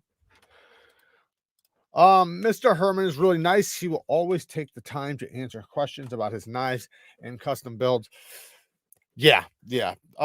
Same thing with that company with Polish Custom Knives. They seem like they're absolute gents all the way around. So I'm very, very happy to work with them. Love TS Prof Cadet Pro, using it right now. Yeah, the Cadet Pro is amazing. By the way, if you have the 360, it's still a good system. It's just, it wound up getting smoked by their Pioneer now because they have a better system for, whatever. Gonna buy an 8010 light Tonto just to make you jelly. You would do something like that.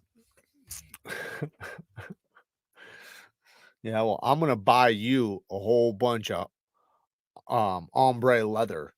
Send it to you. Jared, is the Kunru X Tau Titanium with LMAX a good buy? Kunru does a good job. Yeah, I think anything from Kunru is pretty good. Even though they've been kind of a dick to me. Everything's... What are you doing? Oh, yeah. I like their stuff. I always recommend their stuff. I'm still using my freehand Work Sharp Diamond system. There you go, Ryan. Hey, not everybody's built like us, Ryan. You can't expect everybody to be built like us. To be willing to put in the damn work. But you know what? You'll hold on to that for the rest of your life. You'll be able to teach your kids, your nieces, your nephews, the next generation, and you can sharpen anywhere you're at with anything when you know how to sharpen freehand. So good for you. You sure you didn't want to just maybe mention one more time that you know how to freehand?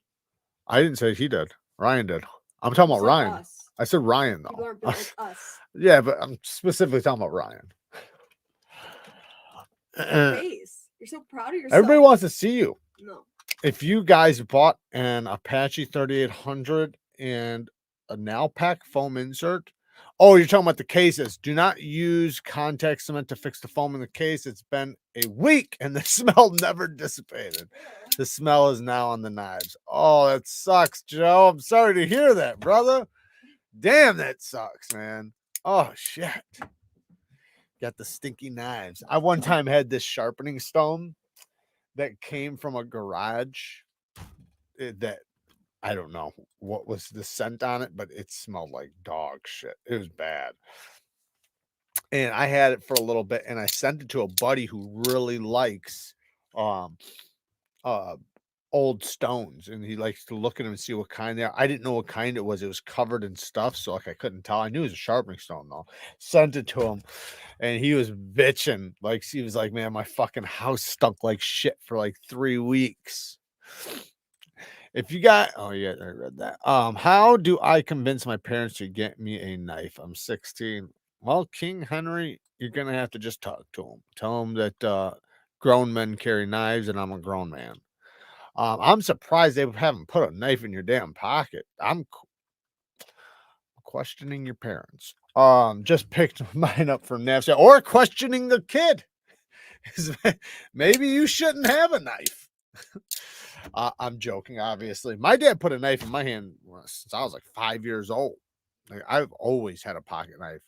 I was expected to carry a pocket knife. Like, if my dad ever like looked at me and said, "Hey, give me your knife," and I didn't have a fucking knife on me, he would probably ream my ass because men carry knives.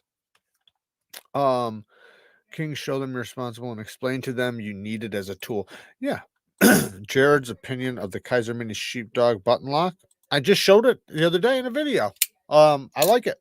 I think it's dope. I like all the Sheepdog series. I really like the crossbar lock one. That one's a really badass one. If you want to try a really cool Sheepdog, try that crossbar lock one. It is very, very, very good. But yeah, man, just King Henry, just yeah, just tell them that I'm responsible. I'm 16. I'm going to be 18 soon, and I want to carry around a pocket tool. And it's important to have a pocket tool. And you know, there's nothing wrong with carrying around a pocket knife. Most people do it, and tell them that you're, or just tell them you're. I mean, I'm not telling you what to do. You're underage, so I can't tell you this shit. But I would have just said I'm doing it. That's what I would have done as a kid. You know, I would just told my parents, like, hey, I'm carrying a knife for whatever reason.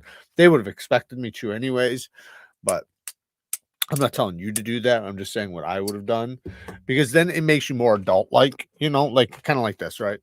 Kid walks up to the parent and says, "Mom, Dad, I really want to get a job, right? I should start working." That's a lot different than your kid walking up to you and say, "Hey, I'm getting a job." Right? You're just saying it. Like, I'm getting a fucking job. Like, they feel a lot more confident in your ability to take on that job because you're confident in what you're saying and your words. So I would say with anything with your parents, that's the best way to do it. You're going to be treated how you act. And I say this to all my nieces and nephews. If you want to be treated like an adult, act like an adult. You're going to be treated like a kid, act like a kid. Because we're going to treat you exactly how you act. And I knew that as a kid. That's why I knew, you know, as a kid, what was going to be expected of me growing up, you know, if I chose a certain lifestyle. So, but anyways, I actually wanted to talk about I wanted to do a little story time. What do you guys think? Think we should do story time or just continue talking knives? What's a good EDC comparable in size and action to the Rat 2?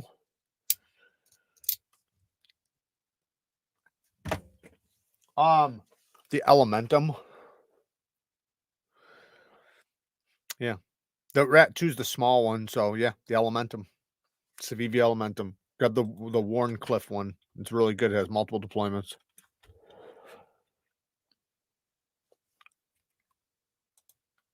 Exactly. They just got to teach you. I mean, obviously, you're 16. You use knives at home, right? You cut your own sandwiches, right? You're cutting your own Sammies, so shouldn't have no problem. Yeah, I did at Blade Show. I did at Blade Show. Have a ton of huge overbuilt knives in your collection. I did get to try it at Blade Show. It was good. It was badass. It was dope. I'd love to have one in the collection, but I don't. I the problem is they are very expensive, and not that they're overpriced or anything. I'm just saying they're very expensive. But man, they're a vault, right? And so if you want a knife that's like a vault, I would love to compare like that knife versus this knife versus some of those Maxace knives and see which one would survive. Paco Rabanne 1 million Royal sent you a link in the DM. Okay. 1 million Royal. Huh. I was wearing 1 million Lucky earlier. Some parents instantly view knives as a weapon, as they're scared of them. In my humble opinion, that's silly, and knives shouldn't be viewed in the light automatically. Sadly, a lot of parents, I know that a lot, but that's where it comes in for you to be the responsible one. And that's what I mean. Like, when you're a kid, or not even a kid, because you're not a kid, right? You're a young man. So you have to act like a young man. And a young man that takes on responsibilities and takes on the things that he wants to do, they're going to respect it if you just do it. Or, and I'm not saying do it behind their back. I'm saying the way you talk to them about it, right? But if you talk to them like an adult about it, then they're going to treat you like an adult. If you're talking like a child about it, and you know, it's they're going to treat you like that. So you got to be very mature in what you say and how you say it. The AD10 Lite with original goat scales. Bang. Thing's a beast. Listen to that fucking lock. It's like a vault.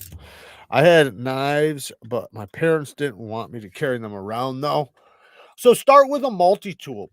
Get a multi-tool that has a knife on it, and then carry that around. And then you can use that as an excuse to move to the next thing or something like that. You know, you're 16, you're going to be 17 soon. I think 17. I don't know what state you're in. So I'm not telling you what to do, and I'm definitely not telling you to defy your parents. Definitely talk to your parents, but just tell them what's up. Tell them how you feel.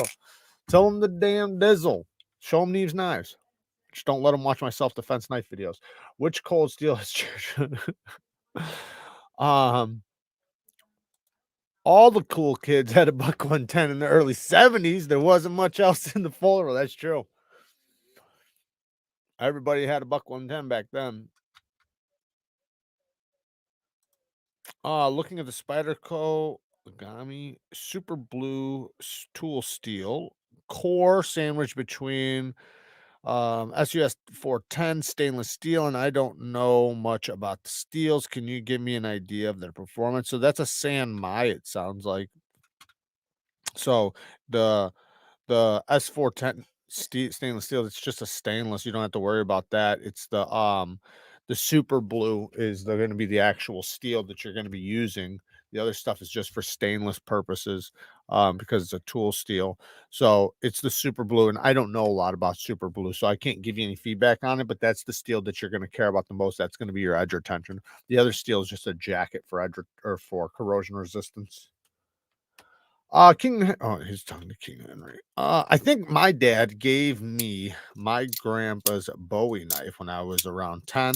I don't think I got an actual pocket knife till I was like 16ish from my mom. See, I always had a pocket knife. I always had a full knife. My first one was similar to a buck 110. It possibly wasn't an actual buck one. It was giant though. It was massive. It was way too big for me. But that was my first knife. And then from there on, I had tons of them. I always had a pocket knife. I'm getting slip joints. I had slip joints for a while. I was never really happy about slip joints, but I did have, slip joints. When you ain't got much, slip joints was very common back then, so you seen them everywhere. And they're easy to obtain. Oh, you got the Cedric Boys on. Very cool. Yeah, I almost slapped that on earlier. Almost slapped that one on, and then I thought about it. Hey, it's getting fall time. I need to wear me a fall fragrance. Saw your video about your knife design. Congrats. Any plans on designing a folder? Yes, I got some folders in the works, and I'm planning on doing a lot more. So yes, folders will be coming very soon. On 400 grit so far on the Worksharp Pro with the mini nightshade. Edge is looking sweet. Hell yeah. Very cool. Very, very cool. What grit you going to take it to? 600? At 9 years old, that buck 110 clone was the first knife I bought myself. There's a huge disconnect if they didn't teach you knife safety themselves. Tell them you've been watching knife safety videos and want to do this responsibly. It's a tool. Yeah, Mike, that's a good idea. Yeah, that's a very good idea, because you're right. There's something. That's what I was saying earlier, that there's something wrong with either you or them with knives if they haven't taught you knife safety yet. Especially at that age. To me, that's something you teach a kid at 10, at the latest, 10. because you're expecting them to use knives by the age of 12, right? Confidently and responsibly. Fuck, man, I was using power tools at the age of 12, like real power tools. I was running jackhammers and shit. So, like I said, it's just how you do it, right? If you're responsible and you do things that are responsible and you act responsible and you talk responsibly, then they're going to treat you like that. As an OEM for your full knife, I got one going on right now. Technically, Riet's the one doing it. I'm not sure what's going on with it. I need to talk to the company because it's a collaboration. It's my design though, 100% my design, going through Urban EDC with Riet. But I'm gonna go to a bunch of companies. I'm gonna try going to KIZER. I'm gonna try going to Artisan, maybe VOSTEED, We Knife Co. for sure. That'd probably be my first or second stop. I was thinking about getting a couple of my tie knives. I haven't had anything done by way of knives, Mark, but a lot of other people have though. So my first folder was a Swiss Army knife, not a multi-tool. That my aunt brought me from a trip to Europe. Oh, you're going to 800 grit. Wanted 1,000, but stones max at 800. 800 is a perfect edge though for what is that? 154 cm. Am I correct? I think is it 154 cm? That's perfect for that steel. You really don't even want to go over 1,200 with 154. I mean, you can. It really hangs on to a good edge, around a medium grit. My son and daughters both use knives, guns, axes by 5 years old. Right. All right. I was hunting when I was a kid. So same thing. 14C. Oh, is the mini 14C? Okay. Yeah. Well, then, yeah. Okay. I could see why you might want to go higher. But 14C also does good at 800. So that's the beautiful thing with 14C. It really doesn't matter what grit you stop at. It's going to go well. The biggest thing with 14C is the edge angle more so than the grit. Depending on what angle you have will depend on what grit will do the best. But with 17 degrees per side, 800 grit will be just fine. It'll be fucking, man, it's going to be super sharp. Won't let you have a knife, but make you push that mower around with spinning blades on it. What the fuck, mom and dad? Exactly. What's happening here? What's up, Brace? Shout out to my cousin Brace in the house. How's life going, Breeze? How is life treating you? Jared, did my package get to you yet? No, it has not. Nope, not yet, Lacey. Not yet. Probably tomorrow. When is the VOSTEED going to release more Mayhems? I don't know, but it's not called the Mayhem no more, so you might want to stop calling it that. They literally contacted me before my video and they were hoping I didn't already make it yet. They were like, please don't call it the Mayhem. Call it whatever. I forget what they told me to call. I called it whatever they wanted me to in the video. But it's not the Mayhem no more because the person they were collaborating with that named it backed out or some shit. I don't know. So bring your bat. Bring your bat. There is a stereotype with knives, but there shouldn't be. There shouldn't be at all. The stereotype bullshit is all made up. It's made up by betas and politicians. I think a little bit of both. I think that goes for a lot of things, the reality is, right? Just look at the reality. The reality is humans have never survived without knives ever in history. We've always had knives, since we've started making tools, right? The first tool was probably a hammer and then a knife, right? And since then, we've had iPhones, we've sent rockets to the moon, to Mars, drive around in Escalades and Ferraris and Porsches and, have computers, and yet we still rely on a knife, right? A knife will always be around. We will always rely on it. It is a tool for our survival that should be respected as such. And back in the day, to get one handed down to you from a family member, grandpa, dad, or maybe even just somebody, you know, in the community was an honorable thing, you know, especially if that was something like a prized one, because they would try, just like now we make knives out of the most premium materials we possibly can. Same thing back then. The thing is their materials just weren't really good. They were in the, like in the Bronze Age, they used bronze shit, you know, and so on and so on. But they did their best, and some knives were built far better than others. But that also meant that you were more likely to survive with that knife than, say, the guy down the street's piece of shit knife that was going to break on him. So having a quality knife was very highly regarded. And also, just like a lot of things in history, it showed where you were at in society, right? If you had a good quality sword, a good quality knife, you know, just like your clothes, your boots, all that stuff showed, you know, where you were at and how powerful of a person you were or how capable you were. So, you know, knives are in our bloodline, you know.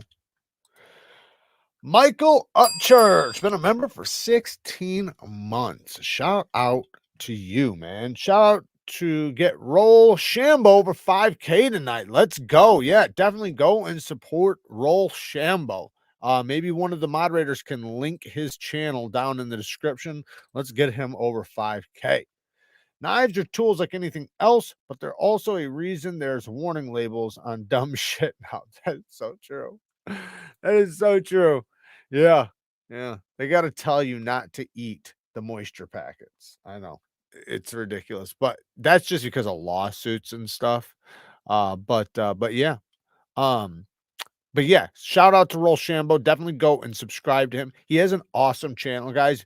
Definitely go and check him out. He really legitly has a great channel. His thing has good visuals, good sound, good lighting, good everything. Check him out. Bree says, I was talking about butchering deer to a group of people and how it was kind of therapeutic, and they looked at me like I was a psychopath. But that's actually true though, you know. I say that with a lot of things like that, you know. um I find that shit therapeutic too. Same thing. um just like, even you could even go like to the most basic level, right, of like skinning a fish, right? Just like the most basic thing a human can really skin is a fish, right? um you know, if you went fishing and you got, you know, a nice catch and you're obviously going to eat it, right? You're going to want to flay it up. Like all that stuff is a beautiful thing. It's all a part of the process, right? And it's kind of like say when you bring a kid for the first time, right? When you bring you've done it 1,000 times, so it's not a big deal to you. It's just second nature. But when you're bringing a kid to do it for the first time, there's something about, you know, showing them and teaching them, you know, like how to do it, how to gut them, how to, you know, just everything, how to flay it up, how to cook it, all that stuff, you know, how to use the knife, right? There's something beautiful about that. So, and same thing with the deer, you know, with a deer or whatever, any animal, you know, rabbits. Roll's real job is a DJ at a strip club. Is that true? Is that true? Oh yeah. He needs to get some of my fragrances. What a great week for knives. Scored 2 knives that I've been trying to get for 2 years now. Demco full titanium. Good for you, man. Good for you. I know what that's like. You know what? I'm kind of pissed off because how many people are in here? 101. Okay, there's not a lot of people in here. So I scored a knife that I was trying to get for a couple years and I got it. And I've been doing a video on it. And I've spent entirely way too much money on this video already. And now it's acting up. And I'm sure if you guys really thought about it, you could figure out what it is, but I'm not going to tell you because you guys got to watch the video. But I am doing my damnedest to fix this damn thing because I want to finish this video. The problem is I filmed the video and the fucking camera wasn't rolling. I literally spent all this money on all this stuff, did the whole video, and the camera wasn't rolling. Oh, I could have just my hair out. So then I had to redo it all over again. And on the second video, it started acting up and it was giving me issues. So now I have to fix it. and I'm in the process of trying to fix it. I got a few clips, nothing great. So it's like I've spent all this money and I don't even have good film from it yet. And it pisses me off so bad. That's how Jim, exactly. Sorry, fucking just tearing this shit out. Exactly. Oh man. Who the hell is Rochambeau? Well, I thought one of the, oh, there we go. We got it right there. Thank you, Todd. Thank you, Fiend. Yes, definitely go and give him a subscribe, guys. Give him some love and let him know that Neevesknives sent you over there. Give him some love. God, I remember cleaning my first deer. That was a mess. My first deer, I mean, obviously it's messy, but it wasn't too bad. My dad already had it hung up. So you know, he did a lot of it, and then, you know, I came in, you know, was watching him, and then he had me helping him. So I had my dad right there with me. So, you know, yeah, it was a mess, but I didn't care about messy. Like messy wasn't shit. You know, like it was at the farm, you know, it was actually at Breeze's house at the time, you know, we had farm animals all over there, and fucking I went hunting all the time and fishing and was getting dirty constantly. So, you know, um it wasn't that big of a deal. But I know what you mean. I at the time, like, and I can still remember it because I've smelt it a bunch of times since then, but I remember the smell being a huge thing. I remember being so young, my dad had me throw the head of the deer into the woods, and it was so heavy I couldn't do it. That's how young I was. I was trying to like spin and like, you know, throw it. It was like wah wah. And then my dad picked it up with his big muscles and threw it into the fucking woods. That's when, you know, you really look at your dad like they're Superman or something, you know, when you're literally trying to throw the head of a deer and you can't get it but 4 feet, and then he picks it up and launches it like 60. But yeah, man, I still remember the smell. Catching, killing, cleaning, and cooking game fish is therapeutic 100%. It keeps you connected with nature. Facts. Absolutely, Michael. I can't agree more. And the people that look at you crazy, you know, they're the crazy ones. I don't care what anybody says. They are absolutely the crazy ones. Now, I can understand, like, okay, so I can understand from like a female's perspective, right? Like some of them, they're not used to it, right? Like this one time, right? I was gonna kill this raccoon, and I was killing it, right? So my ex at the time was standing there. I said, "Go in the house. You don't want to see this, right?" And she's like, "Yes, I do." I said, "No, you don't. You don't want to see this." And she's like, "Yes, I do." Well, all right. And I fucking shot it. And then she starts screaming, freaking out.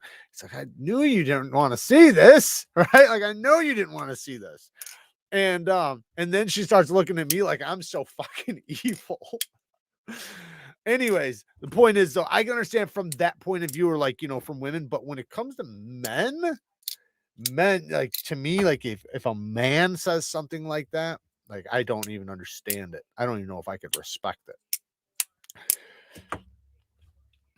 Because to me, like, to be and I'm not saying, you know, like, obviously there's different men out there that are going to be responsible of different things and know different talents, and I'm not saying every man has to be a hunter or anything like that, but every man should be capable of it, right? Like, not saying that you have to go and do it, but you should at least be capable of it, right? And usually that's how you know you're capable of it, because you've done it. But but still, even if you haven't done it, you kind of know. If you know, I don't know, maybe not. I have seen a lot of people looking down the barrel that when they're looking the thing in the eyes and they're watching it eat or whatever, you know, like a deer or something, they all of a sudden don't want to shoot it, you know, they start seeing Bambi and stuff. um but anyways, Mark pokes what color time when we was in Siberia, and I would go out and my dad would take caribou or beer. I was right there helping him at 5 to 6 years old. I'll never forget when he would make me chew fresh bear fat. Yuck. That's crazy. I thought you had to cook, maybe in certain times of the year it's fine, but maybe it's certain places too, but bear you have to cook. And I know you said bear fat, so with bear meat You have to cook it thoroughly, otherwise you can get some brain disease, or yeah, some brain disease. I forget what it's called, but it comes from bears if it's not cooked thoroughly. Coastal Airlight is a perfect EDC. I bought 10 from Amazon to give as gifts. Only $52, $56. I just cut myself bad. Hang on a second, guys. Got to get my medic.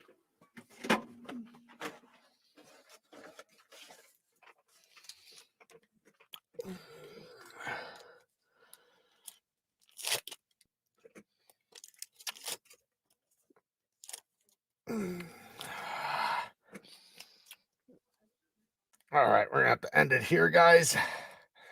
I have to go and wrap this bitch up. Love you guys. Peace.